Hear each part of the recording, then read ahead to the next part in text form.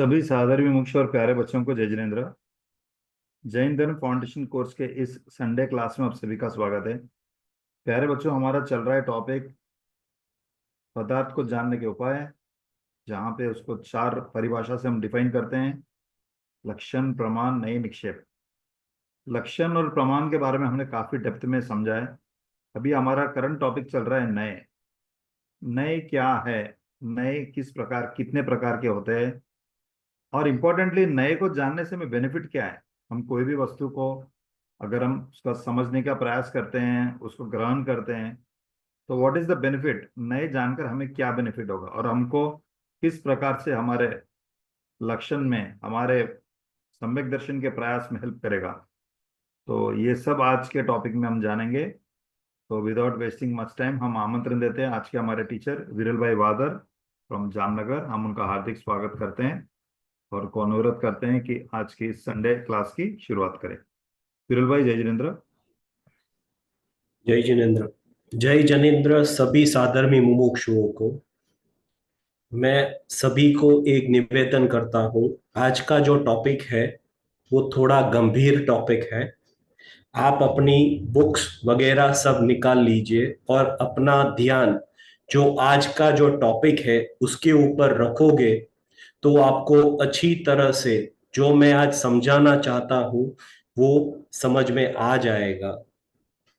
ये नई के बारे में जो आज बात होगी वो हम सभी को, जब भी हम पूज्य गुरुदेव श्री के प्रवचन जो हम लोग बहुत ही थोड़े टाइम में एवरी ट्यूसडे रात को जो स्टार्ट होने वाला है, जिसका जिसका ऑलरेडी 2 बार इनविटेशन हो गया है, सब अनाउंसमेंट भी सब हो गया है, तो उसमें भी हम सभी को पूज्य गुरुदेव श्री क्या बताना चाहते हैं और हमारे आचार्य श्री ने क्या, कौन से नई से किस बात को समझाया है, किस द्रव्य किस तत्वों को समझाया है, वो अच्छी तरह से हम समझ पाएंगे। हम आज की क्लास हम लोग पहले नवकार मंत्र से स्टार्ट करते हैं। सभी को निवेदन है, सभी हाथ जोड़ लेवे। ओम जय जय जय नमोस्तु नमोस्तु नमोस्तु। नमो लोए सब अरिहंताणम, नमो लोए सब सिद्धाणम, नमो लोए सब आयरियाणम, नमो लोए सब उवज्जायणम, नमो लोए सब साहुणम। एसो पंचणमोकारो सर्व पाव पणासणो, मंगलाणम च सव्वेसी पढ़हम होई मंगलम। मंगलम भगवान वीरो, मंगलम गौतमो गणी, मंगलम कुंद कुंदार्यो, जैन धर्मोस्तु मंगलम। आत्मा ज्ञानम स्वयं ज्ञानम ज्ञानादन्य करोति किम, परभावस्य कर्तात्मा मोहयम व्यवहारिणम। अज्ञान तिमिरांधानाम ज्ञानांजन शलाकया चक्षुरुन्मिलितं येन तस्मै श्री गुरुवे नमः। चत्तारी मंगलम अरिहंता मंगलम, सिद्धा मंगलम, साहू मंगलम, केवली पड़ंतो धमो मंगलम। चत्तारी लुगुतमा अरिहंता लुगुतमा, सिद्धा लुगुतमा, साहू लुगुतमा, केवली पड़ंतम धम्मम लुगुतमो। चत्तारी शरणं पवज्जामि, अरिहंते शरणं पवज्जामि, सिद्धे शरणं पवज्जामि, साहू शरणं पवज्जामि, केवली पड़ंतम धम्मम शरणं पवज्जामि। मैं विरल वादर आप सभी को आज की जैन धर्म फाउंडेशन कोर्स की क्लास में स्वागत करता हूं। हमारा टॉपिक चल रहा है पदार्थ यानी कि द्रव्य को जानने का उपाय। उसमें हम लोग ने स्टार्ट किया लक्षण, उसके बाद प्रमाण, उसके बाद नई और उसके बाद निक्षेप। ये चार जो हमारे पास कैसे द्रव्य को पहचाने वो बताया गया है। उसमें हमने लक्षण और प्रमाण के बारे में बहुत अच्छी तरह से समझा है, जाना है। आज हम नई के बारे में जानेंगे। लास्ट क्लास में तेजस भाई ने नई की डेफिनेशन से स्टार्ट किया था। मैं वही डेफिनेशन से स्टार्ट करूंगा। Slide please. हम लोग नई के बारे में समझे उसके पहले मैं आपको पहले एक प्रमाण के बारे में बताना चाहता हूं, क्योंकि प्रमाण और नई दोनों साथ में जुड़े हुए हैं। अगर हम प्रमाण के बारे में जानेंगे तो ही नई के बारे में जानेंगे, समझेंगे, वरना हम समझ नहीं पाएंगे। ओके, प्रमाण माने क्या? प्रमाण माने सभी तरह से वस्तु के, यानी के पदार्थ के, यानी के द्रव्य के सर्वदेश को ग्रहण करे, उसको जाने, पहचाने, उसे प्रमाण कहते हैं। इसमें दो बातें आई। सभी देश को ग्रहण करे, उसके बाद आया जाने। सभी देश को यानी कि हमारे द्रव्य में, हम जब द्रव्य बोलते हैं तब हम एक साथ वैसे ले लेते हैं कि जीव द्रव्य नहीं, सभी द्रव्य के बारे में अभी हम बात ये कर रहे हैं। सभी द्रव्य में अनंत धर्म है, सभी द्रव्य में अनंत शक्ति है। उसमें से जीव द्रव्य में जब हम आते हैं तो सभी जीवों में अनंत धर्म है। एक एक जीव में अनंत धर्म है, यानी कि एक एक जीव जो है वो अनेकांतमयी है, क्योंकि अनेकांत अनंत धर्म आ जाते हैं, उसके लिए हम उसको अनेकांत बोलेंगे। ठीक है, वो सभी धर्म को यानी कि सभी गुणों को, यानी कि सभी उसकी उसकी शक्तियों को जानेंगे, तो उसे प्रमाण कहते हैं। ठीक है, ये प्रमाण के बारे में ये आया, ये डेफिनेशन हुई। अभी हम आएंगे नई के बारे में। तो नई क्या है? तो पहले यहां पर मैंने दो पाठ किए हुए हैं कि आज हम नई में निश्चय नई और व्यवहार नई, ये दोनों के बारे में समझेंगे। Okay, next slide. अभी नई क्या है? वस्तु के एक देश यानी कि भाग को जानने वाले ज्ञान को नहीं कहते हैं। मैं जो प्रमाण से जाना हुआ जो पदार्थ है, यानी कि जीव द्रव्य में अनंत गुण है, अनंत धर्म है, उसमें से एक देश यानी कि एक भाग को जानने वाले ज्ञान को हम नहीं कहते हैं। ठीक है, उसकी दूसरी डेफिनेशन, प्रमाण द्वारा ग्रहण किए गए पदार्थ को एक धर्म का जो मुख्यता से अनुभव कराता है वह नहीं है। उसका बहुत अच्छा एग्जाम्पल है कि जब हम जीव द्रव्य बोलते हैं तब हमारे दिमाग में क्या आएगा? सबसे पहले जो उसका गुण है वो कौन सा गुण आएगा? तो कि ज्ञान गुण, जो ऊपर ही लिखा हुआ है, वस्तु के एक देश भाग का जानने वाले ज्ञान को नहीं कहते हैं। यानी कि जब हम जीव द्रव्य बोलते हैं तब हमारे दिमाग में आएगा कि जहां पर जीव द्रव्य है वहां पर ज्ञान गुण है। ठीक है, तो जहां पर ज्ञान गुण है वहां पर ही जीव द्रव्य है।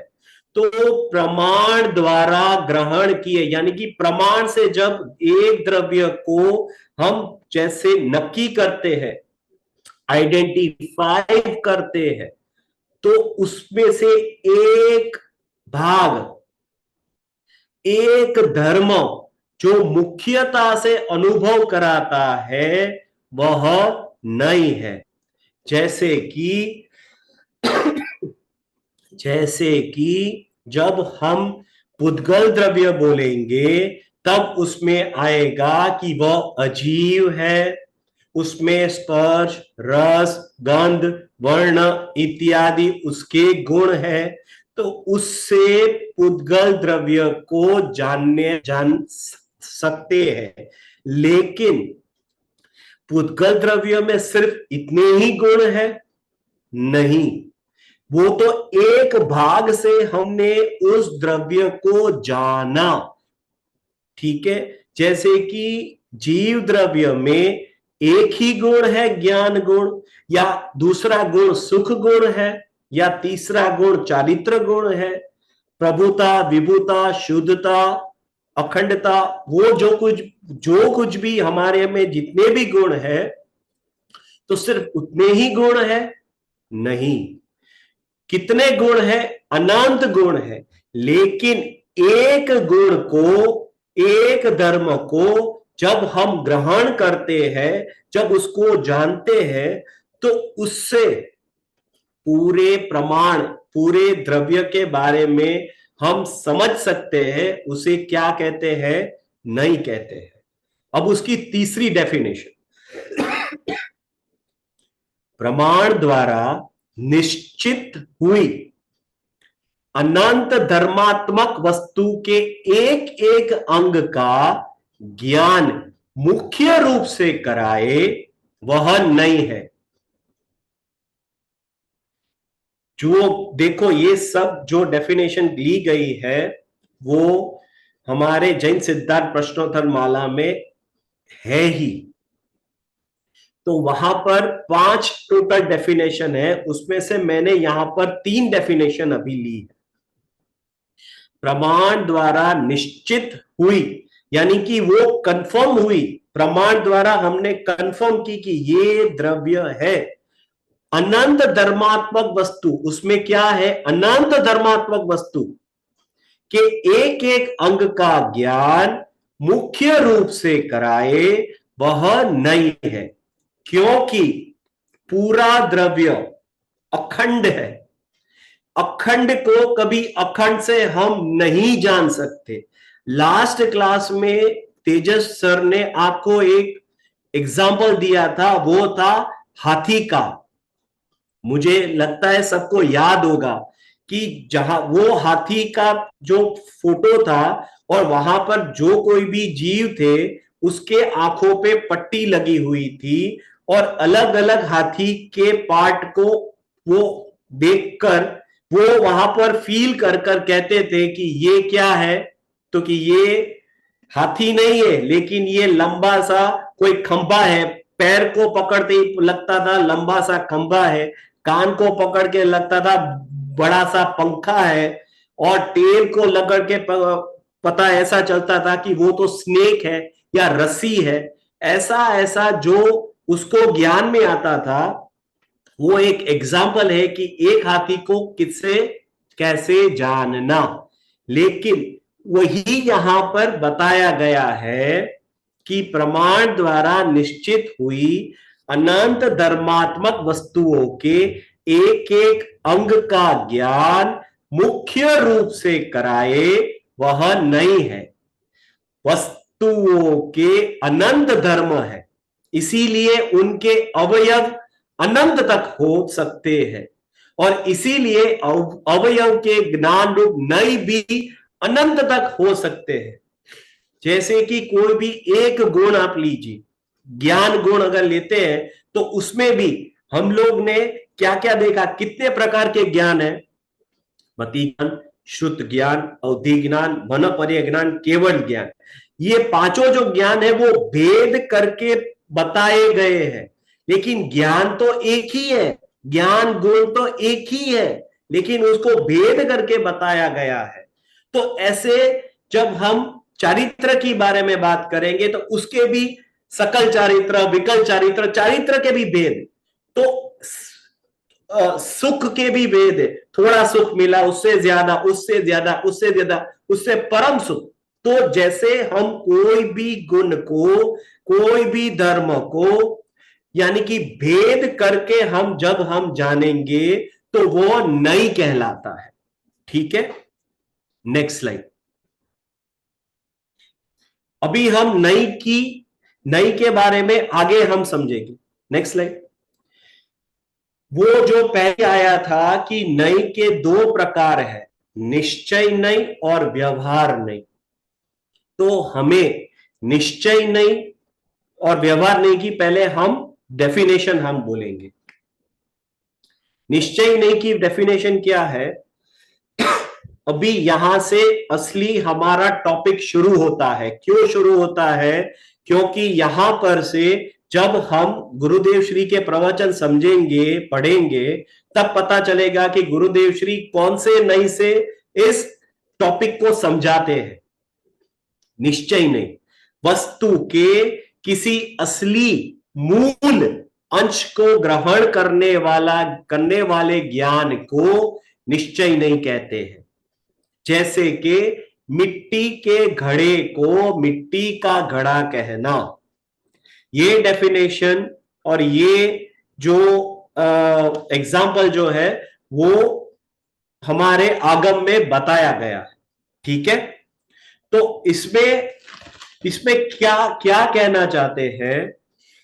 कोई भी वस्तु हो, जैसे कि ज्ञान ते आत्मा, तो ये निश्चय नहीं से कथन हुआ।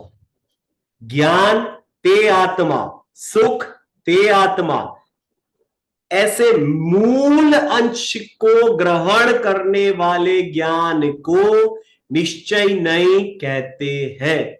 मिट्टी के घड़े को मिट्टी का घड़ा कहना, क्योंकि वो मिट्टी के घड़े में सभी जगह से मिट्टी ही व्यापी हुई है और कोई उसमें तत्व नहीं है और कोई उसमें पदार्थ नहीं है। यानी कि वो मिट्टी का घड़ा मिट्टी से ही बना हुआ है, मिट्टी का आकार है। एक मिट्टी अगर हम द्रव्य लेते हैं तो उसकी पर्याय हो गई वो मिट्टी। घड़ा जो है वो पर्याय हो गया उसका। वो मिट्टी में से मिट्टी का घड़ा बना, यानी कि वो मिट्टी की एक पर्याय हुई।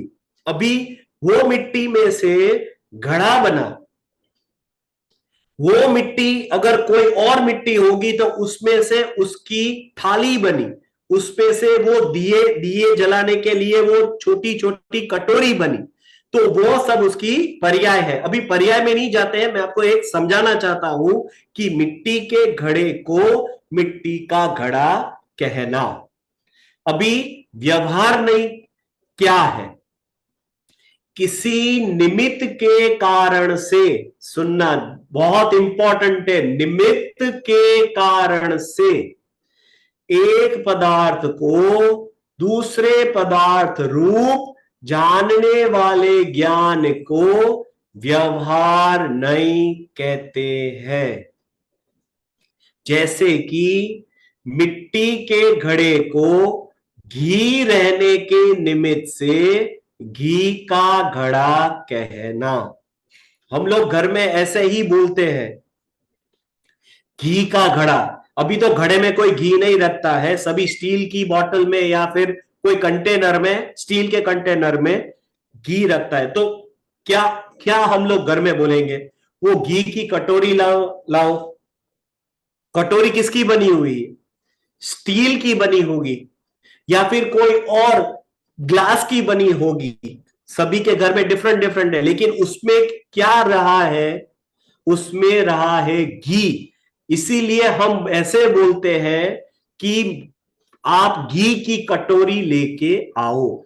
उसमें निमित्त के कारण से एक पदार्थ को दूसरे पदार्थ रूप जानने वाले ज्ञान को व्यवहार नहीं कहते हैं।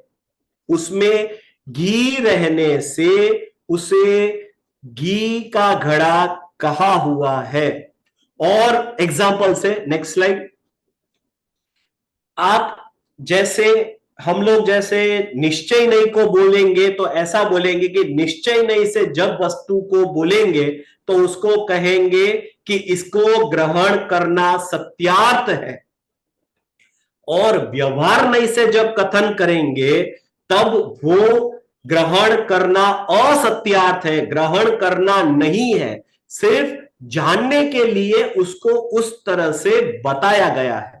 जैसे कि मिठाई का डिब्बा, डिब्बा किसका बना हुआ है, बॉक्स किसका बना हुआ है, मिठाई का बॉक्स, वो तो कोरोगेटेड बॉक्स होगा, या फिर मिठाई एक स्टील के कंटेनर में होगी, लेकिन हम बोलते हैं क्या, मिठाई का डिब्बा लेके आओ। उससे सामने वाले को पता चल जाता है कि मुझे क्या देना है, लेकिन वो उपचार से कथन किया गया है, सच्चा कथन नहीं है। सच्चा कथन हम लोग कैसे बोलेंगे, बहुत लंबा बोलेंगे, अरे भैया जो डिब्बे में मिठाई रही है वो स्टील का डिब्बा लेके आओ। इतना लंबा सेंटेंस कोई नहीं बोलेगा, उसके सामने क्या बोलेंगे, मिठाई का डिब्बा लेके आओ। जैसे कि चाय का डिब्बा, चीनी का डिब्बा, प्लास्टिक का डिब्बा तो बना हुआ है, चाय का थोड़ी ना बना है, चाय पत्ती का डिब्बा थोड़ी ना बना है, वो डिब्बा किसका बना हुआ है, प्लास्टिक का बना होगा, स्टील का बना होगा, लेकिन वो उपचार से कथन किया गया है, इसीलिए उसे व्यवहार नहीं कहते हैं, क्योंकि किसी निमित्त से उसका कथन किया गया है। यानी कि जब हमारे गुरुदेव श्री व्यवहार से बोलेंगे तो वो कथन ऐसा नहीं है, सिर्फ समझाने के लिए है, इसीलिए उसको ग्रहण नहीं करना है। जब निश्चय नहीं से कथन करेंगे हम, कोई गुरुदेव श्री का प्रवचन जब शुरू होता है तब वो ऐसा ही बोलते हैं, भगवान सच्चिदानंद प्रभु अनंत गुण नो पिंड, अनंत अनंत आनंद नो गुण नो भंडार, ऐसा बोलते हैं, ऐसा बोलते हैं हमारे पूज्य गुरुदेव श्री। वो क्यों बोलते हैं, वो निश्चय नहीं के कथन से बोलते हैं, लेकिन जब वो बोलते हैं कि वो नारकी है, ये पशु है, ये है, वो ये है, वो उपचार से व्यवहार नहीं का कथन हुआ, उसी तरह से उसको बोले, उसको जब बोलते हैं तब समझाने के लिए बोलते हैं। ठीक है, नेक्स्ट स्लाइड।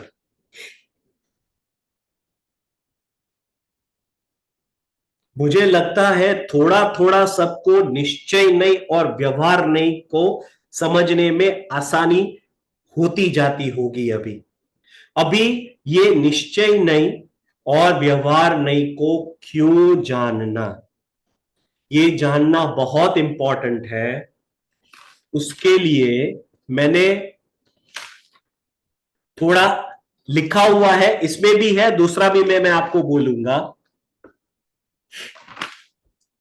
ठीक है, निश्चय नहीं को क्यों जानना, वस्तु सत्यार्थ में जैसे हो उसे वैसे ही कहना, तभी वह निश्चय नहीं की मुख्यता से, जहां कथन हो वहां पर सत्यार्थ ऐसा ही है, ऐसा जानना। जैसे कि हमारा आत्मा, हम जीव द्रव्य, जब हम जीव द्रव्य बोलते हैं तब मैं उसमें कोई भी पर्याय में नहीं लूंगा, मनुष्य की पर्याय नहीं लूंगा, नारकी की पर्याय नहीं लूंगा, कोई भी पर्याय नहीं लूंगा। जीव द्रव्य, जब हम जीव द्रव्य बोलते हैं तब वो अनंत गुणों का पिंड है, अनंत धर्मात्मक वस्तु है, उसमें सभी गुण जैसे है वैसे ही हुए हैं। अगुरु लघुत्व, उसमें बहुत बड़ी शक्ति है, उसमें बहुत बड़ा गुण है, जिससे एक गुण कम भी नहीं होता, एक गुण बढ़ता भी नहीं है। यानी कि जब निश्चय नहीं से हम बात करते हैं तो उसे जैसा है वैसा ही कहना, तब उसे निश्चय नहीं की मुख्यता से जो कथन किया जाए वो सत्यार्थ है, वो ही सच्चा है। ठीक है, हमारा जो मोक्ष मार्ग प्रकाशक जो ग्रंथ है पंडित तोडरमल जी ने लिखा है, उसमें ये बात बहुत अच्छी तरह से बताई गई है कि आत्मा अभिन्न वस्तु है, अभिन्न वस्तु है। ठीक है, उसमें वो अभिन्न वस्तु को ग्रहण करने के लिए भेद से उसको समझाया गया है।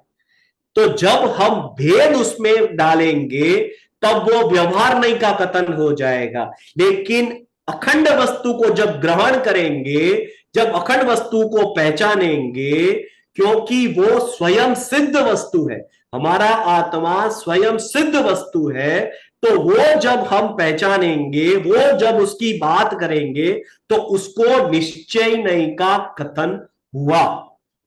ठीक है। अभी दूसरा, व्यवहार ने वस्तु सत्यात वैसी नहीं हो, जैसे कि घी का घड़ा। घी का घड़ा घी से नहीं बना है, मिट्टी से बना है, लेकिन पर वस्तु के साथ संबंध बताने में आए, जैसे घी का घड़ा, घड़ा घी का नहीं है, वह मिट्टी का है, लेकिन घी और घड़ा दोनों एक जगह पे रहे हुए हैं, उतना ही बताना। वहां पर एक क्षेत्रों का संबंध है, जैसे कि ये शरीर और मेरा अंदर सच्चिदानंद प्रभु आत्मा, वो दोनों एक में ही रहे हुए हैं, तो उसको क्या बोलेंगे? उसको बोलेंगे हम एक क्षेत्रों का संबंध है यहां पर। तो दोनों एक जगह पर रहे हुए हैं, उतना ही बताना, उसे व्यवहार से कथन होता है। लेकिन ऐसा नहीं, ऐसा है नहीं। क्यों नहीं है? क्योंकि घी का घड़ा, घड़ा घी से नहीं बना है, घड़ा मिट्टी से बना है। मिठाई का डिब्बा मिठाई से नहीं बना है, वो बॉक्स जो है वो पेपर से बना है। वह निमित्त से बताने में उपचार से कथन किया है, ऐसा जानना। अभी हम जब हम बोलेंगे कि हमें निश्चय नहीं को भी ग्रहण करना है, क्योंकि उससे हम आत्मा को हम पहचानेंगे, और व्यवहार नहीं को भी ग्रहण करना है, क्योंकि वह आत्मा बतलाता है। एस यानी कि दोनों नयों को सत्यार्थ मानना, क्योंकि निश्चय नहीं भी सही है, व्यवहार नहीं भी सही है। ऐसा जब हम मानेंगे, यानी कि ऐसा भी है, यानी कि आत्मा रागी द्वेषी भी है और आत्मा वीतरागी भी है, ऐसा भी और वैसा भी है, वह ब्रह्म है। वह वो ब्रह्म है, उनमें से निकाल देना चाहिए। मैं सुखी भी हूं और मैं दुखी भी, मैं ज्ञानी भी हूं, मैं अज्ञानी भी हूं। ऐसा जब हम मानते हैं, तो उसको एक लेवल पे ले लिया हमने, तो वो ब्रह्म है। निश्चय कथन सत्यार्थ है, और व्यवहार कथन सत्यार्थ नहीं है, ऐसा जानना। व्यवहार व्यवहार जब बोलते हैं तब ऐसा नहीं है। हम आपको एक हम बात और बताए। 6 डाला में एक ऐसा पिक्चर आता है, नेक्स्ट स्लाइड में वो पिक्चर भी आएगा, मैं आपको सिर्फ एक ग्लिम्स उसको मैं देता हूं कि हमारा मोक्ष मार्ग क्या 2 तरह का मोक्ष मार्ग है या एक तरह का मोक्ष मार्ग? मुझे आंसर सब आप लोग सिर्फ अपने अपने वीडियो से ही आप दे सकते हो कि एक एक मोक्ष मार्ग है या 2 मोक्ष मार्ग।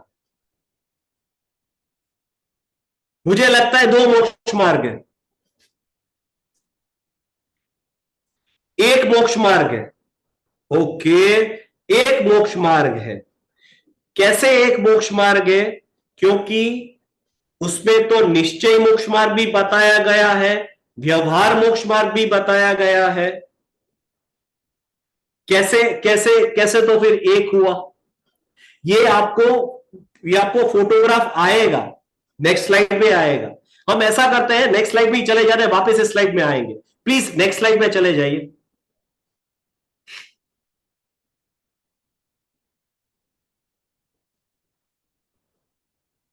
नहीं सॉरी, इससे इससे एक और नेक्स्ट स्लाइड।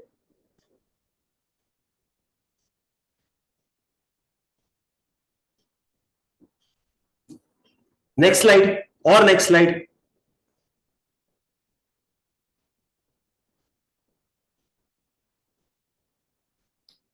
और नेक्स्ट स्लाइड। ये नहीं अच्छा सर। चलो ठीक है ठीक है ठीक है, वापस वापस वो पहली स्लाइड में आ जाएंगे, वो लास्ट में आएगा। चलो हाँ ये आया, ये यहां पर तो निश्चय मार्ग भी बताया गया। नीचे का आप फोटोग्राफ देखो, ये उसके उसके ऊपर का, इसके ये बाद, गुरुदेव श्री के वचनामृत जो है ना वहां पर। इसके बाद का, इसके बाद ये, बस ये वाला। पूज्य गुरुदेव श्री के वचनामृत वाली जो स्लाइड है ना उसमें,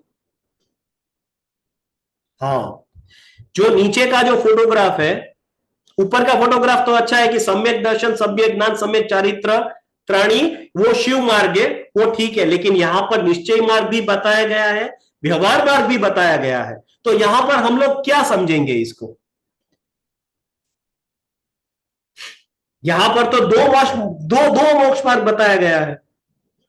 व्यवहार मार्ग भी है, वह व्यवहार मार्ग जो है वहां पर मंदिर जी दिखाया गया है, वो जो पठन पाठन करते हैं ऐसा दिखाया गया है। और निश्चय मार्ग में आगे जाके आत्मा को बताया गया है। तो हम लोग क्या समझेंगे यहां पर? ये बहुत इंटरेस्टिंग टॉपिक है सही में।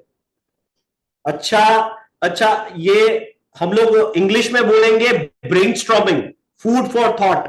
हम अपने ब्रेन को हम लोग बहुत ब्रेनस्टॉर्म करेंगे कि क्यों ये एक ही मोक्ष मार्ग है, दो मोक्ष मार्ग क्यों नहीं? वो यही निश्चय नहीं और व्यवहार नहीं में ही आता है। ओके, मैं आपको बताता हूं, समय की मर्यादा है, मुझे बहुत सारा कवर करना है। ओके, जैसे निश्चय मोक्ष मार्ग यानी कि ऊपर जो बताया गया है, सम्यक दर्शन, सम्यक ज्ञान, सम्यक चारित्र, वो मोक्ष मार्ग जो है वही एक ही मोक्ष मार्ग है, दो मोक्ष मार्ग नहीं है। लेकिन व्यवहार मार्ग इसीलिए बताया गया है कि जब कोई भी, सभी जीव मोक्ष मार्ग में अटल नहीं रह सकते, यानी कि सभी को उतनी स्थिरता नहीं होती।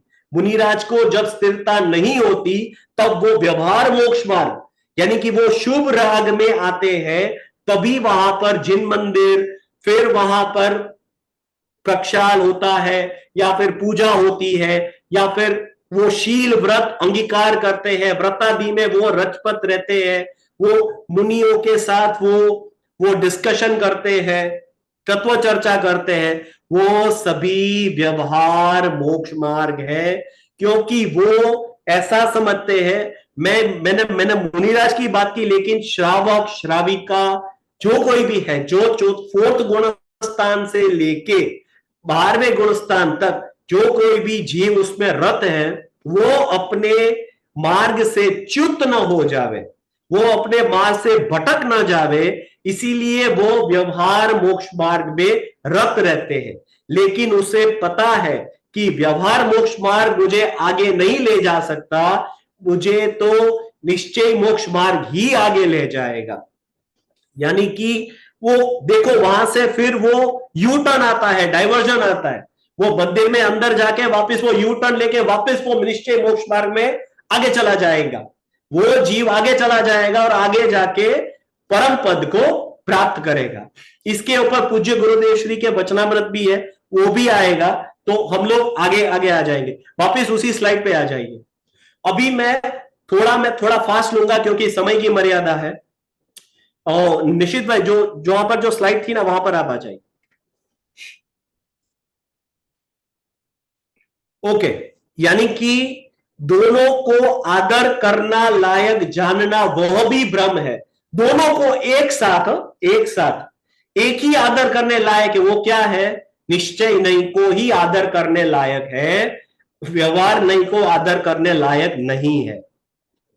मोक्ष मार्ग निश्चय रूप और व्यवहार रूप ऐसे दो प्रकार नहीं है, फिर भी ऐसा मानना वह बड़ी भूल है।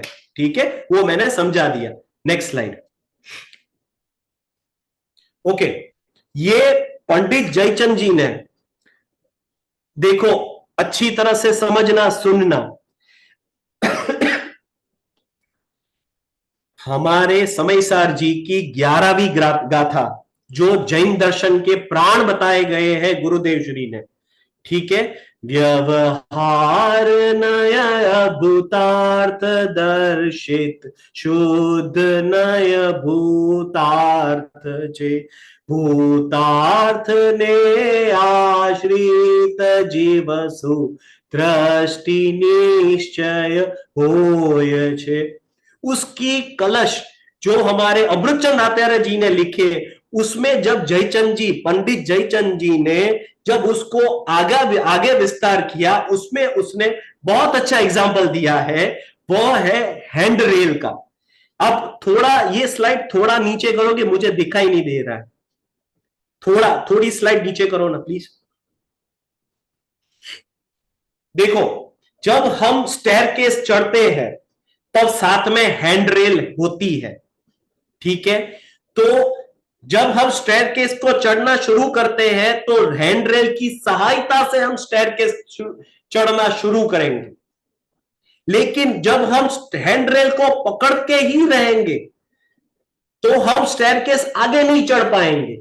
यानी कि यहां पर हैंड रेल जो है वो व्यवहार नहीं है, और स्टेयर्स जो है वो अपने आप हम चढ़ सकते हैं, पैर अपनी ताकत से वो चढ़ता है, तो वो निश्चय है, निश्चय नहीं है। लेकिन जो हैंड रेल जो है, जो हम पकड़ के आगे आगे अगर हम पकड़े रहेंगे तो हम आगे नहीं जा पाएंगे, वो व्यवहार नहीं है। लेकिन अगर हमें आगे भी बढ़ना है, ठीक है, तो हैंड रेल की सहायता हमें चाहिएगी। यानी कि उसको छोड़ना, फिर पकड़ना, छोड़ना, फिर पकड़ना और आगे बढ़ते रहना है। ये बहुत अच्छा एग्जाम्पल जयचंद जी ने दिया हुआ है। ये बहुत अच्छी, मुझे तो ऐसा लगा कि ये एक ही एग्जाम्पल से निश्चय ने व्यवहार नहीं सबको क्लियर हो जाएगा कि यानी कि जब हम हैंडरेल को पकड़ते ही रहेंगे और कितना भी हम आगे बढ़ने की कोशिश करेंगे, हम आगे नहीं बढ़ सकते, तो वो छोड़ेंगे तो ही आगे बढ़ पाएंगे। तो पॉइंट नंबर 4 है, उसी तरह हैंड रेल वो व्यवहार नहीं है, उसे छोड़ना और पकड़ना है, पकड़े रहना नहीं है, ठीक है, तो ही हम आगे बढ़ेंगे। Next slide. अभी हमारे आचार्य कुंद कुंद जी ने ये सुवर्ण का एग्जाम्पल दिया है, वही 11वीं गाथा में, ठीक है। वो एग्जाम्पल क्या बताया है वो बताता हूं। जो कोई भी सोनार, जो हम बोलते हैं गोल्डस्मिथ बोलते हैं, ठीक है, गोल्डस्मिथ, उसके पास अगर रॉ गोल्ड आता है, रॉ गोल्ड आता है, ठीक है, उसमें से उसे प्योर गोल्ड करना है, तो वो धीमी आंच पे सोने को पिघलाएंगे, धीमी आंच पे सोने को पिघलाएंगे। उसके मन में, दिमाग में 16 आने उसे गोल्ड करना है, लेकिन वो धीमी आंच पे जैसे जैसे उसको पिघलाएंगे तो वो गोल्ड 8 आने होगा, 10 आने होगा, 11 आने होगा, 14 आने होगा, ठीक है। बाद में वो सोना थोड़ा वो गोल्ड बाहर निकालेंगे और वो देखेगा कि अभी ये गोल्ड प्योर हुआ नहीं हुआ है, ठीक है। वापिस उसको धीमी आंच में उसको वापिस उसके ऊपर अग्नि लगाएंगे, और जब उसे 16 आने प्योर गोल्ड जब उसको मिलेगा तभी उसको शांति होगी। उसी तरह से जब हम पदार्थ को ग्रहण करते हैं, जब हमें अपने सम्यक दर्शन को प्राप्त करना होता है, तभी हमें दिमाग में यही रखना है कि मुझे सम्यक दर्शन को प्राप्त करना है, मुझे निश्चय मोक्ष मार्ग में आना है, मेरा ध्येय जो है वो ऊपर तक, मुझे सिद्ध में जाना है, वो हमारा ध्येय है, ठीक है। जैसे गोल्ड स्मिथ के दिमाग में प्योर गोल्ड का जैसे उसका फोकस रहता है, वैसे हमारा में फोकस क्या रहेगा, सिद्ध शिला में जाके बस जाना, ठीक है। लेकिन बीच बीच में जो वो सोना देखता रहता है वह व्यवहार है, यानी कि वह व्यवहार होते हुए भी उसे छोड़ना है, लेकिन ग्रहण करना नहीं है। व्यवहार साथ में ही आएगा, निश्चय नहीं के साथ व्यवहार नहीं साथ में ही आएगा, लेकिन वो छोड़ने लायक है, निश्चय नहीं को ग्रहण करने लायक, ठीक है। Next slide. ओके, अभी ये सब जानने के बाद ये हमारा कंक्लूजन है कि निश्चय स्वरूप असली परमार्थ, अगर हमें स्वरूप समझने के लिए व्यवहार समझना जरूरी है। क्योंकि हम जब ऐसा बोलेंगे हमारा धर्म स्यादवाद है, अनेकांत है, मैं मनुष्य रूप में हूं और स्त्री पर्याय में नहीं हूं, यानी कि अस्थि से भी बात हुआ, नास्ति से भी बात हुआ, दो अलग अलग धर्म से हम बात करते हैं। तो ऐसे निश्चय को जानने के लिए व्यवहार को जानना जरूरी है। आत्मा अखंड वस्तु है, लेकिन जानने के लिए उसमें भेद करके जब हम जानेंगे तो उसे व्यवहार कहेंगे। ठीक है, हमारा द्रव्य जो है वो द्रव्य गुण पर्याय संयुक्त द्रव्य है। ठीक है, गुण पर्याय युक्तम सत्य, जो मोक्ष शास्त्र में कहा गया है, द्रव्य गुण पर्याय युक्तम सत्य, वो सभी एक साथ है। लेकिन हम लोग ने ये स्टार्ट किया तब हमने द्रव्य को जाना, गुण को जाना, पर्याय को जाना, सभी भेद निकाल के जाना, तो वो क्या है? व्यवहार नहीं है। व्यवहार निश्चय नहीं के विकल्प रूप पदार्थ का प्रतिपादक है।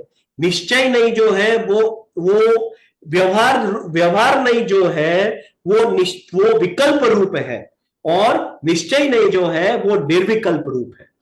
अज्ञानी को व्यवहार द्वारा उपदेश दे के वस्तु के असली स्वरूप समझाने में आता है। अज्ञानी लिखा हुआ है, अज्ञानी माने क्या? कि जिसको सम्यक दर्शन प्राप्त नहीं हुआ है वह जीव। व्यवहार अर्थात भेद पदार्थ को जानने के लिए है, आदरने के लिए नहीं है। ठीक है, जब हम सिर्फ पर्याय को ग्रहण करेंगे तो गुण को भूल जाएंगे, गुण को पकड़ेंगे तो द्रव्य को भूल जाएंगे। लेकिन हमें द्रव्य के साथ गुण और पर्याय अभेद द्रव्य को जब हम पकड़ेंगे तभी समझ में आएगा। बाहर में अटकने से परमात्म स्वरूप तक नहीं पहुंचा जा सकता। यानी कि अगर हम व्यवहार के बारे में ही रहेंगे, जैसे कि मैंने आपको वही बताया, द्रव्यलिंगी मुनि जो है वो व्यवहार में ही अटके हुए रहते, शील व्रत करेंगे, बड़े सब तप व्रत जप सब करेंगे, जो कुछ भी लिखा हुआ है वो सब करेंगे, लेकिन वो द्रव्यलिंगी मुनि है, वो उसका संसार अभी भी खड़ा है, क्योंकि वो नवमी ग्रव्य तक जाएंगे फिर भी उसका संसार खड़ा हुआ है, खड़ा रहेगा। ठीक है, लेकिन जो निश्चय रूप से उस जो पदार्थ को जानेंगे तो उसको सम्यक तो प्राप्त होगा और वो मोक्ष मार्ग में प्रयाण करके मोक्ष में चला जाएगा। Next slide.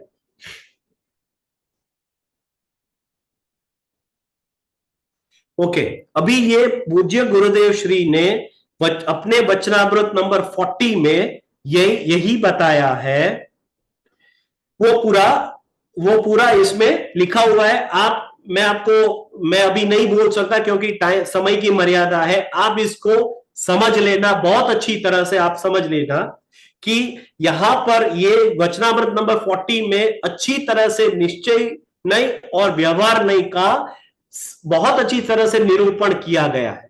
ठीक है, जैसे कि नीचे से हम बोलते हैं शास्त्र में आत्मा नित्य है, ऐसा जो कथन है वो द्रव्य दृष्टि की अपेक्षा से आत्मा अनित्य है, ऐसा जो कथन है वो पर्याय अपेक्षा से की अवस्था दृष्टि है। वो दोनों कथन जिस अपेक्षा पूर्वक है उसे न जाने और आत्मा को सर्वथा नित्य या सर्वथा अनित्य मान ले तो वो अज्ञानी है, एकांत दृष्टि है। दोनों पक्षों को जैसे है वैसे बराबर समझकर चिदानंद स्वरूप भगवान आत्मा पर तथा विभाव से भिन्न शुद्ध ज्ञायक है, ऐसी जो दृष्टि वो परमार्थ दृष्टि द्रव्य दृष्टि है। क्षण क्षण बदलती जो अवस्था उस पर दृष्टि लगाना यह व्यवहार दृष्टि है।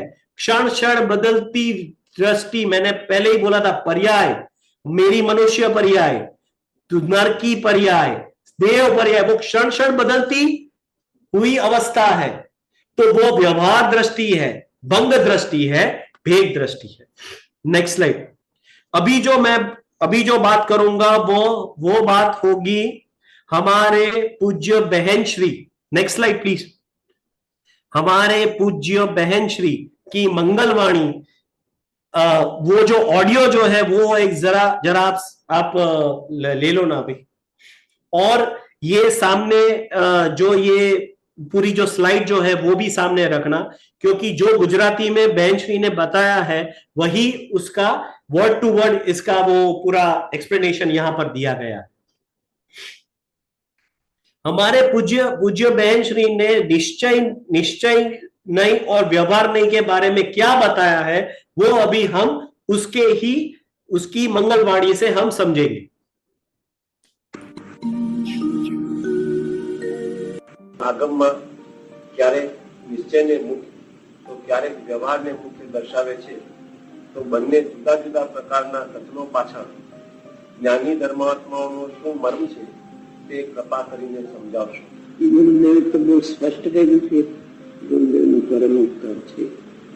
નિશ્ચયને સદાય સાધકોને દૈવ પર દ્રષ્ટિ તો નિશ્ચય સદા મુખ્ય રહે છે, એને સાધક દશામાં દૈવ દ્રષ્ટિ મુખ્ય જ હોય છે, માટે એ નિશ્ચયને મુખ્ય ગુરુદેવ મુખ્ય કહેતા હતા।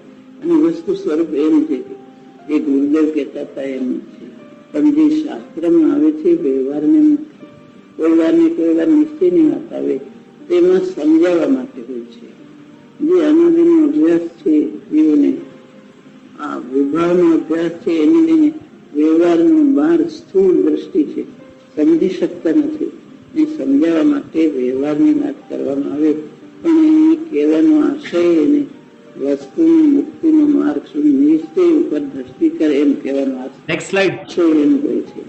જે આત્માર્થી હોય એમાંથી આશય સમજી લે છે, જે આત્માર્થતા નથી હોતી તે વ્યવહારને માત્ર પકડી લે છે। આચાર્યનો આશય તો નિશ્ચયને એટલે આત્માને ગ્રહણ કરાવવાનું જ હોય છે, પણ જે સમજતા નથી એ માત્ર વ્યવહાર ગ્રહણ કરી લે છે। આચાર્યનું કથન તો વ્યવહારની નીતિને આત્માને ગ્રહણ કરાવવાનું જ આશય હોય છે।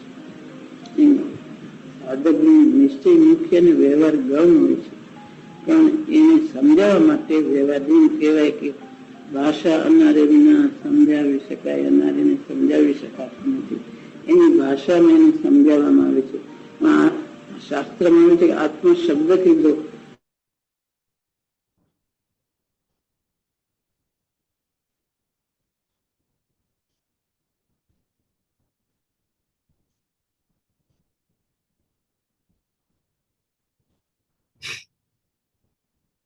ओके तो ये जो है मंगलवाणी जो है वो ट्रैक नंबर 27 है। मंगलवाणी बहन श्री की मंगलवाणी ट्रैक नंबर 27, उसमें से मैंने लिया है ये। तो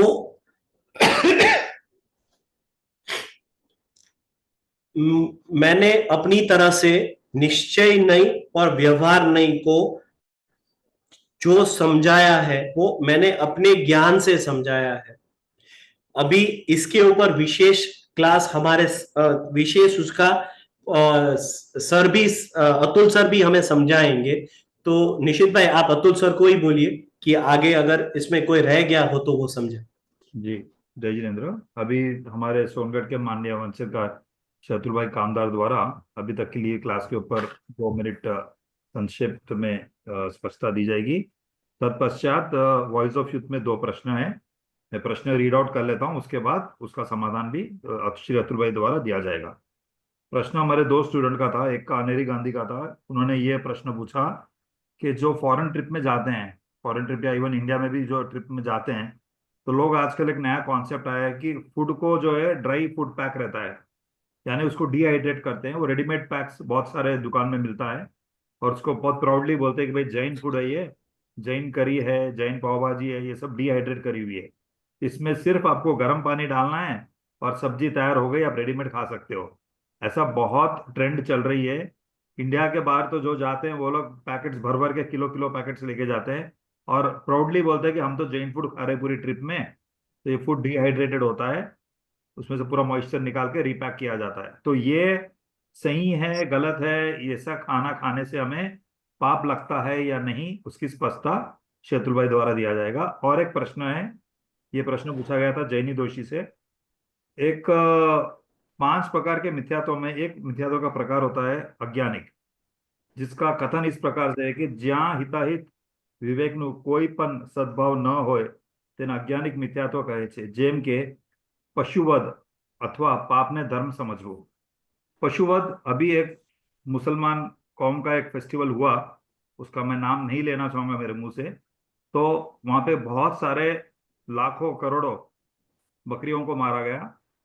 तो वो जो पशुवध हुआ, वो गवर्नमेंट क्या कर रही है, हमारा जैन समाज क्या कर रहा है, या हम क्या कर सकते हैं उस दिन को, उसके ऊपर एक काफी मुमुक्षु और काफी जैनों में ये ट्रेंड चला कि ये बहुत दुख का कारण है, तो हम क्या कर सकते हैं इसके बारे में। तो वो भी स्पष्टता जा रहे थे। तो ये 2 वॉइस ऑफ यूथ के प्रश्न है। अतुल भाई आप शुरू कर सकते हैं। जय जितेंद्र। जय जिनेन्द्र। आज का क्लास प्रमाण और न्याय के ऊपर था, और विशेषकर न्याय के ऊपर था। अतुल भाई सरल आपकी भाषा आवाज में आवाज थोड़ी कम आ रही है, थोड़ा आपको जोर से बोलना पड़ेगा, थोड़ी आवाज कम आ रही है आपकी।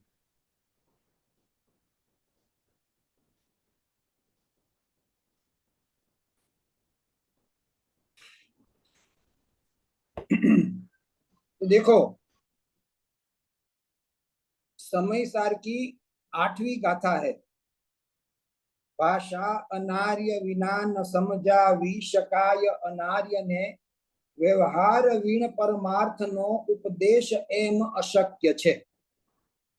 वहां पर बहुत ही सरल भाषा में आचार्य देव ने फरमाया है कि आचार्य देव एक आत्मा को, देखो हमारा टॉपिक भी ये चलता है, पदार्थ को जानने के उपाय, लक्षण, प्रमाण, न्याय और निक्षेप। तो ये चारों प्रकार के पीछे का आशय तो हमें आत्मा को ग्रहण करना है। तो ये चारों प्रकार जो है वो व्यवहार के स्थान में हो गए। ध्यान से सुनना, हमने हमें हमें आत्मा बताना है। देखिए एक एग्जांपल देता हूं कि मुझे आपको सिंह का स्वरूप बताना है, क्योंकि आपने कहा कि मैं जंगल में घूमने जा रहा हूं। तो मैंने कहा कि देखो भाई, जंगल में जाते हो तो वहां एक सिंह नाम का जानवर होता है, आपने कभी देखा नहीं होगा, हम लाकर बता भी नहीं सकते आपको, मगर मुझे ख्याल है कि वो कैसा स्वरूप है। तो वो सिंह के स्वरूप को बताने के लिए नई विवक्षा के द्वारा, असद्भुत नई विवक्षा के द्वारा, जैसे घी का घड़ा, ऐसा असद्भुत व्यवहार में की अपेक्षा से, विवक्षा से हमने बिल्ली जो है इसमें सिंह का रूप दिखता है। तो मैंने कहा देखो ये बिल्ली को देख ले, इसके हाव भाव को देख ले, इसके रूप को देख ले, ऐसा ही सिंह का स्वरूप होता है। वाघ वाघ होता है ना, वो बिल्ली के जैसा दिखता है बिल्ली को। तो बिल्ली हमने बताया, तो वहां आशय बिल्ली को वाघ मानने का, समझाने वाले का हृदय में वो आशय नहीं है कि वो बिल्ली को भी वाघ मान ले, एक बात। और दूसरा, आपको व्यवहार नहीं से समझाया, वहां आप बिल्ली को ही वाघ मान ले, सिंह मान ले, तो ये आपने व्यवहार के आशय को पकड़ा नहीं, व्यवहार के कथन में से निश्चय के आशय को पकड़ा नहीं। 2 बात आई। समझाने वाले का आशय बिल्ली में सिंह को स्थापना नहीं है, आपको वास्तविक सिंह का स्वरूप बताना है, इसलिए बिल्ली को बताया। और समझने वाला अगर बिल्ली को ही सिंह मान ले तो उसने व्यवहार को पकड़ा, निश्चय को नहीं पकड़ा, तो वो भी गलत हो जाए। समझ में आया? तो आशय पकड़ना है, व्यवहार नहीं के कथन के पीछे आशय पकड़ना है कि ये बिल्ली की जैसा सिंह दिखता है, इसलिए मुझे बिल्ली में सिंह का स्वरूप बताया। तो वहां सिंह के स्वरूप को ग्रहण करना है। जैसे छोटा बच्चा जिद करता है ना, 2-4 साल का, कि मुझे चंद्रमा चाहिए, मुझे चंद्रमा चाहिए। अब वो चंद्रमा तो वहां से यहाँ ला नहीं सकते, तो हम पानी की थाली भर के रखते हैं, थाली भर के पानी, उसमें चंद्रमा का प्रतिबिंब आता है। हम बच्चे को क्या कहते हैं, देख बेटा ये है चंद्रमा। तो वास्तव में अगर वो उसी को ही चंद्रमा मान लेगा तो भी गलत है, और समझाने वाला है उसको निश्चय से ही बोल देगा कि ये चंद्रमा है, तो वो भी गलत है। मगर व्यवहार का आशय पकड़ा, मतलब पकड़ा, उसके पीछे का प्रयोजन पकड़ा, तो दोनों अपने जगह पर सही है। समझाने वाले को वो समझाने के लिए थाली में पानी भरकर उसका प्रतिबिंब बताकर बताया कि ये है चंद्रमा, और समझने वाले ने भी वो चंद्रमा को देखकर उसको चंद्रमा भविष्य में नहीं माना, चंद्रमा तो वहां आसमान में है। तो व्यवहार का काम है निश्चय को बताना।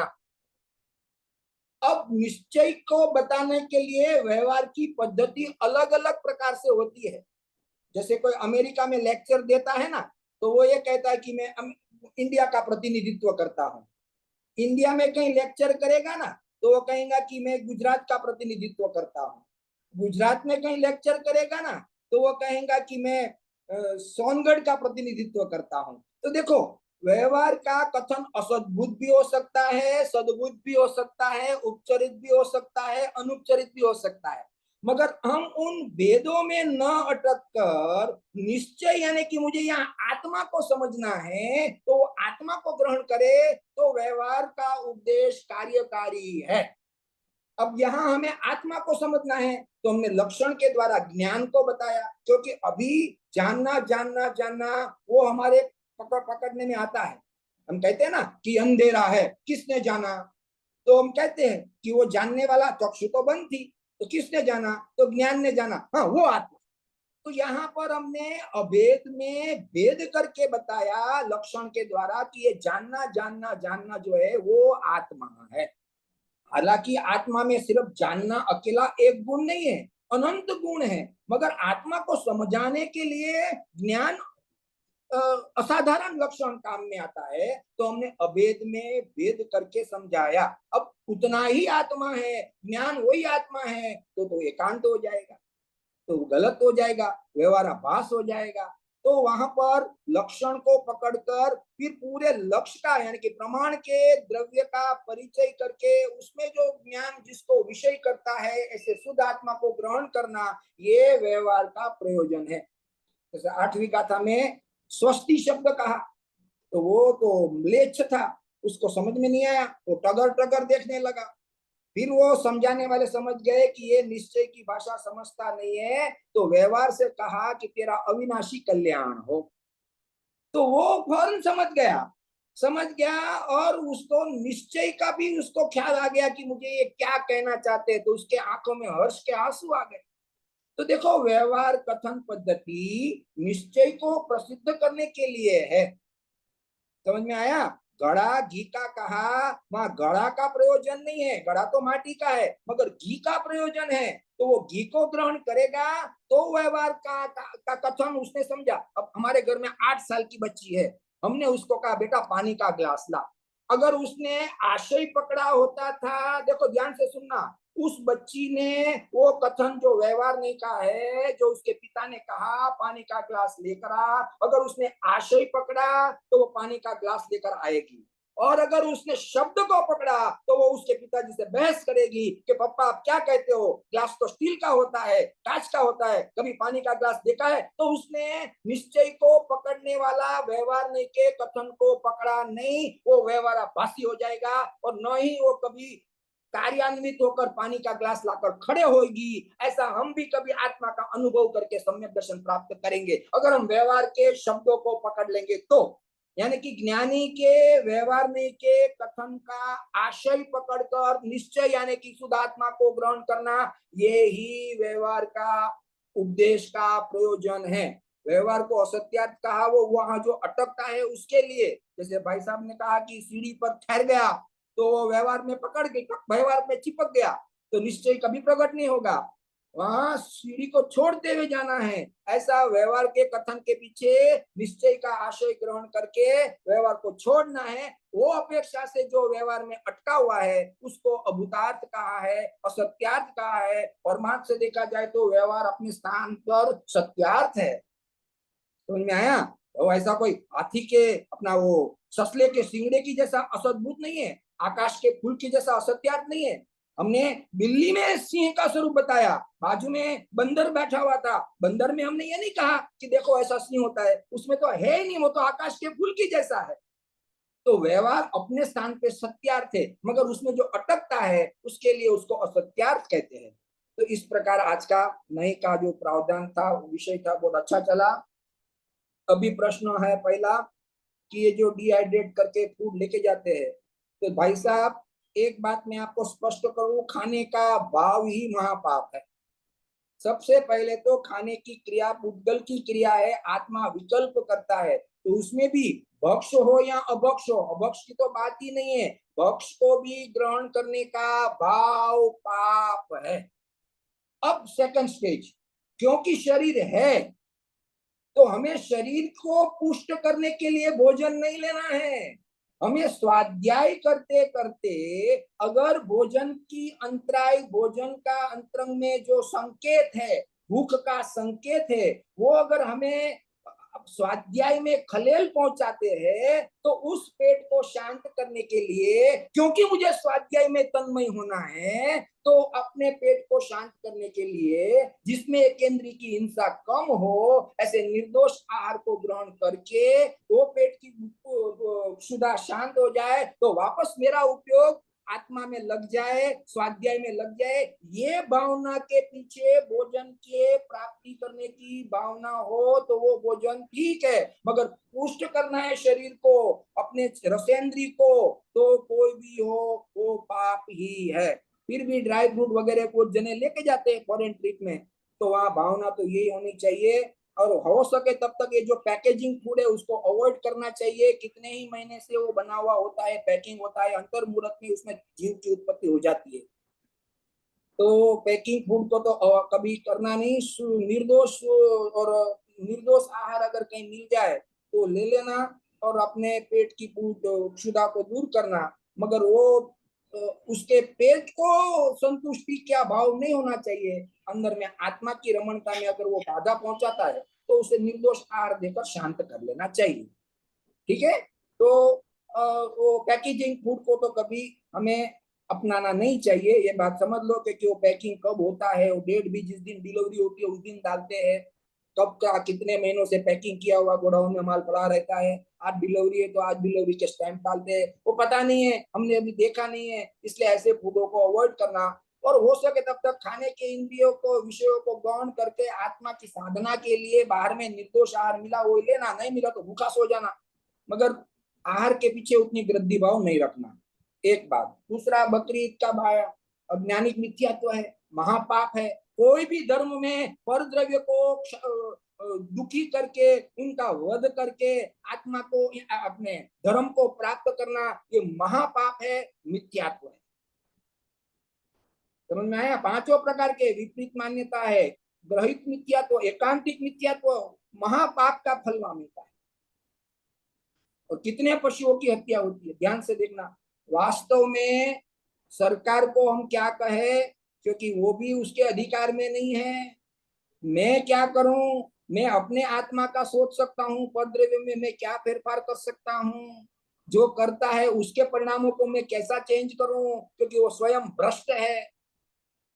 अरे नेमिनाथ भगवान के काल में भी नहीं हुई घटना, भगवान की जान आ रही है, वहां कृष्ण ने मायाचार करा कि यहाँ पर पशुराओं को क्यों पूरा गया है, तब सारथी ने कहा कि कृष्ण के कहने पर हमारे बारात में आए हुए राजा और महाराजाओं की आठता साखता के लिए ये मूंगे पशुओं को पूर कर यहाँ रखा है, तो फौरन वैराग आ गया। ये हमारा प्रयोजन होना चाहिए। सरकार क्या करे, जगत क्या करे, उसके पीछे हमारा फोकस नहीं होना चाहिए, मगर उस पशुड़ा का पुकार सुनकर नेमिनाथ भगवान को वैराग आ गया और वो गिरनार चले गए। ऐसा मुझे भी ये बकरी जैसे दृश्य को देखकर वैराग आना चाहिए कि ये संसार, ये देह के प्रति मेरा ममत्व, ऐसा हमें अपने परिणाम से पलट जाना है ऐसे दृश्य को देखकर। अरे हमारे तीर्थंकर तो एक सफेद बाल देखते थे तो वैराग आ जाता था, तो ऐसे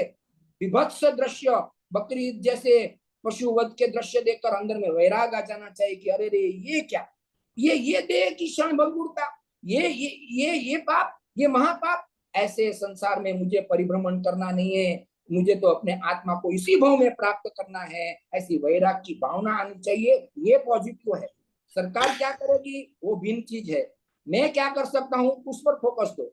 मुझे ऐसे दृश्य को देखकर वैराग लाकर अंदर में न्याय का आराधना करना, प्रतिक्रमण में बैठ जाना, अरे आज तो एक भयंकर कत्ल का दिन है, मुझे प्रतिक्रमण में बैठकर आज का दिन खाना भी नहीं खाना है और मेरे न्याय को स्मरण करके आत्मा का अनुभव करके खड़ा हो जाना।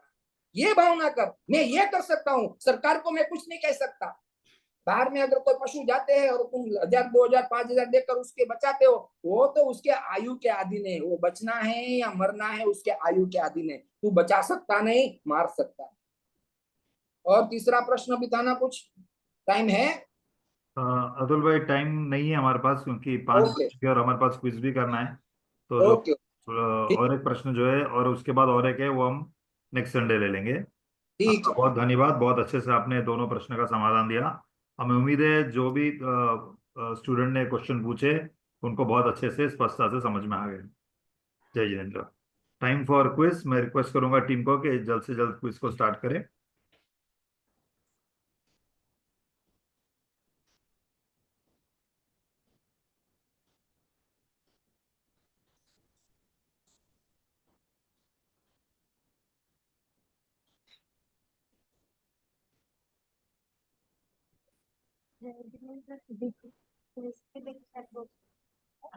तो प्लीज ज्वाइन हो जाइए और अपना डिजिटल आईडी फिर नेम और एज प्लीज लिखिए। आज संडे है तो एज लिमिट नहीं है, तो सभी पार्टिसिपेट कर, बट प्लीज अपना डिजिटल आईडी और सभी से रिक्वेस्ट है कि जल्द से जल्द ज्वाइन हो जाए। जब तक आप ज्वाइन हो रहे हैं, हम छोटा सा अनाउंसमेंट फिर से रिपीट करते हैं। श्री दिगंबर जैन स्वाध्याय मंदिर ट्रस्ट सोनगढ़ के अंतर्गत चल रही सोनगढ़ यंग स्कॉलर्स पाठशाला में एक नया रूप धारण करने वाले हैं, जो हमारी ट्यूसडे में आने वाली क्लास स्टार्ट होने वाली है बहुत जल्द। उसकी रूपरेखा हम बहुत जल्द आप लोगों को अनाउंस करेंगे।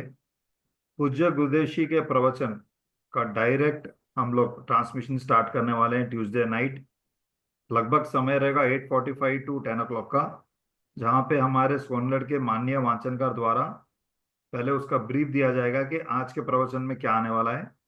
तत्पश्चात प्रवचन वर्ड टू वर्ड चलेगा स्क्रीन पे, और आपको एक सॉफ्टवेयर दिया जाएगा कि आप भी आपके मोबाइल फोन और पैड में जैसा वर्ड टू वर्ड आगे चल रहा है, आप भी वहां पे आपके पैड में पीडीएफ में आप या मोबाइल में आप अंडरलाइन कर सकते हो।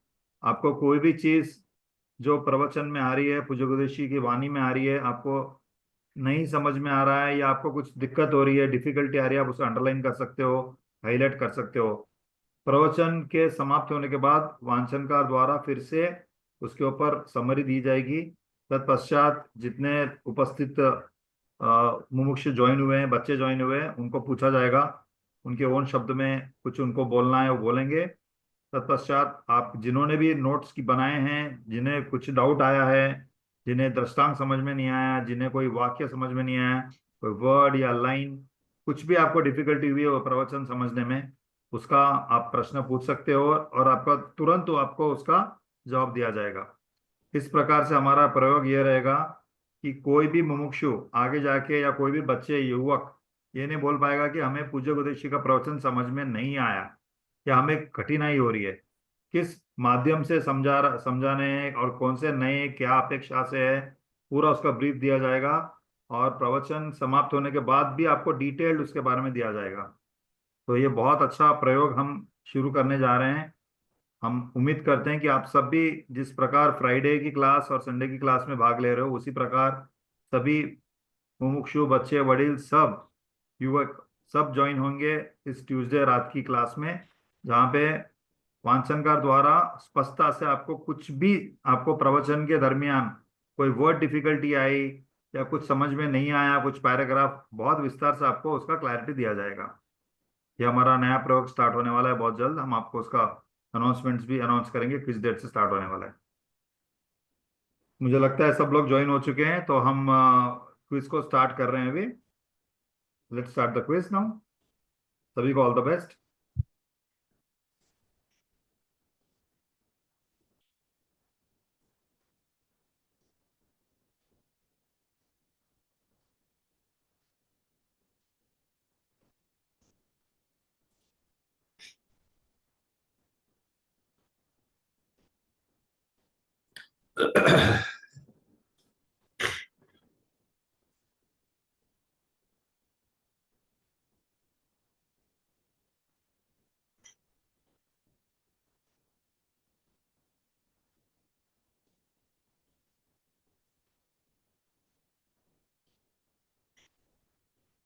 स्क्रीन पे मार्क्स बढ़ रहे हैं आगे। क्लास एक्यूरेसी अराउंड 70% के आसपास चल रही है।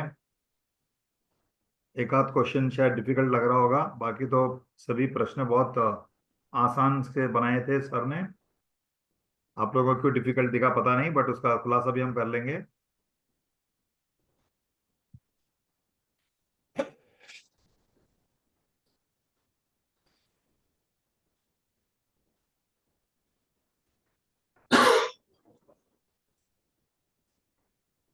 तो हम 30 सेकेंड्स में क्विज को एंड करेंगे। लगभग मेरे ख्याल से सभी का तीसरे या चौथे क्वेश्चन पे है सब लोग। हम 30 सेकेंड्स में क्विज को एंड करेंगे और हमारे विनर्स को डिक्लेयर करेंगे। जिनकी डिजिटल आईडी मेंशन है हम उन्हीं को दे सकते हैं। बाकी जिन जिन की डिजिटल आईडी मेंशन नहीं है हम उनको सिर्फ धन्यवाद के पात्र बोल सकते हैं, बट उन्हें पॉइंट्स नहीं दे पाएंगे हम लोग। हमारी पूरी सिस्टम डिजिटल आईडी पे चलती है, जहाँ पे आपको क्विज के विनर्स को पॉइंट्स दिया जाता है। Okay, last 20 seconds.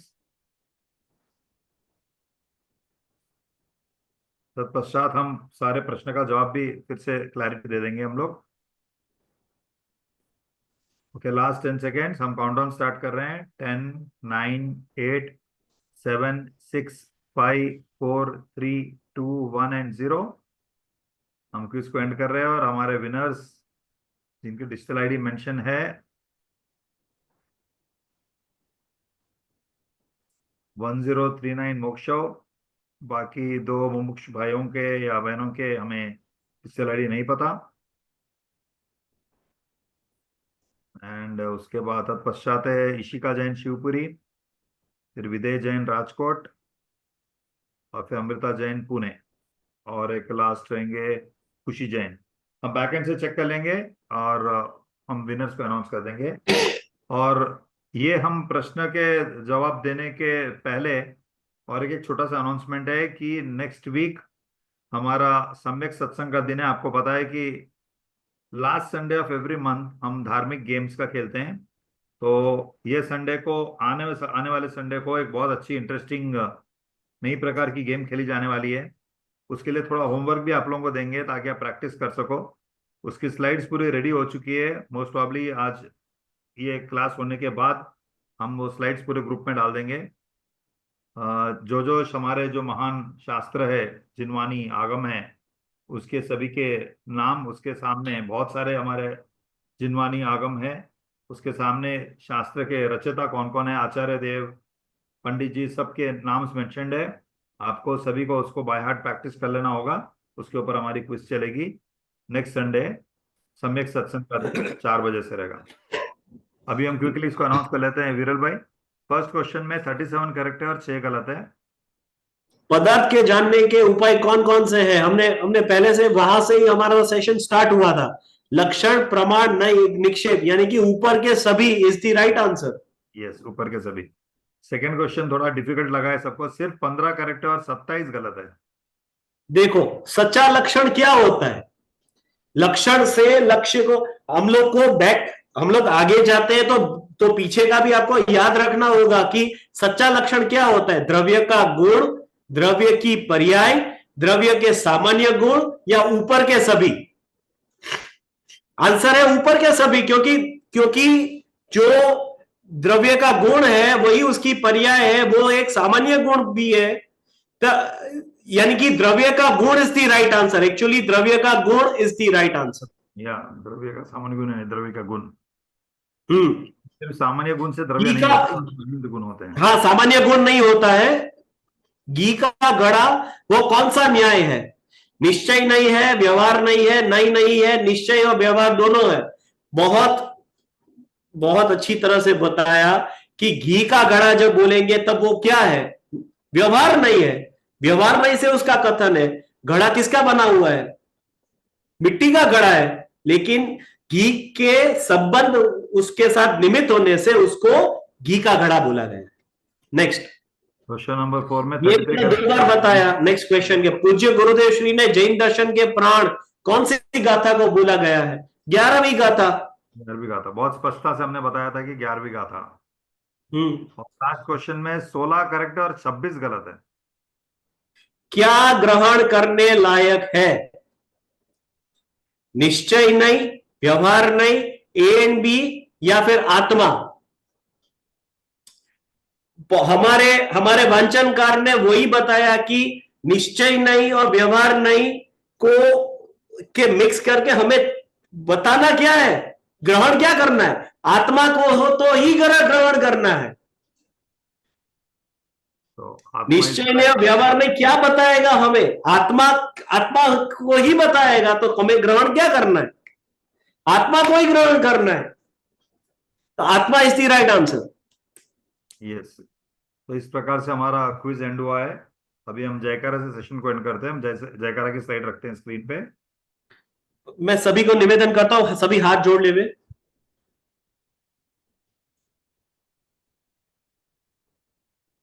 बोलो श्री ऋषभ आदि 24 जिनेन्द्र भगवान नो जय हो।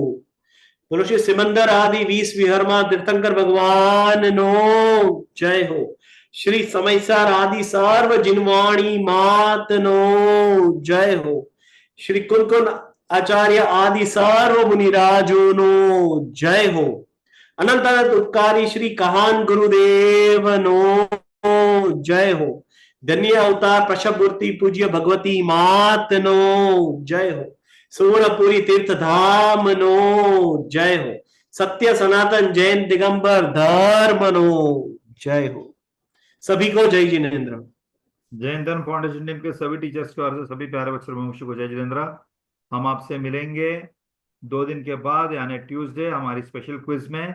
जरूर उसमें भाग लेना। आपको 24 घंटे का अवसर मिलता है। आप रिफर करके भी जवाब दे सकते हैं।